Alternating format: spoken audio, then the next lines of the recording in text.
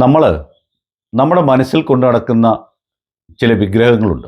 വിഗ്രഹങ്ങൾ മീൻസ് വ്യക്തികൾ. അവരൊരു പക്ഷേ അമ്മയാകാം, അച്ഛനാകാം, സഹോദരനാകാം, നമ്മുടെ സുഹൃത്താകാം, സാമൂഹിക പ്രതിബദ്ധതയോട് പ്രവർത്തിക്കുന്ന ഒരു സാമൂഹിക പ്രവർത്തകനുമാകാം, അല്ലെങ്കിൽ ഒരു പ്രസ്ഥാനം തന്നെയാകാം.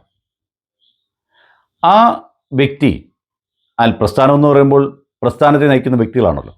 അത്തരം വ്യക്തികൾ നമ്മുടെ പ്രതീക്ഷയിലേക്കും നമ്മൾ സ്വപ്നം കാണുന്ന രീതിയിലും അവർ നമ്മളോട് പ്രവർത്തിക്കുന്ന രീതിയിൽ നമ്മൾ കാണുന്ന രീതിയിലുള്ള ജീവിത രീതിയിലോ അല്ലെ സ്വഭാവത്തിലോ അല്ലാത്ത വിഗ്രഹങ്ങളാണെങ്കിൽ ആ വിഗ്രഹങ്ങൾ നമ്മുടെ തലച്ചോറിൽ വീണുടയുമ്പോൾ നമുക്കുണ്ടാകുന്ന ഒരു ബുദ്ധിമുട്ടുണ്ടല്ലോ, അത് വലിയ ബുദ്ധിമുട്ട് തന്നെയാണ്. ആ ബുദ്ധിമുട്ടിൽ നിന്നാണ് ചിലപ്പം വലിയ വലിയ പ്രശ്നങ്ങളെ പുറത്തു കൊണ്ടുവരാൻ കഴിയുന്നത്.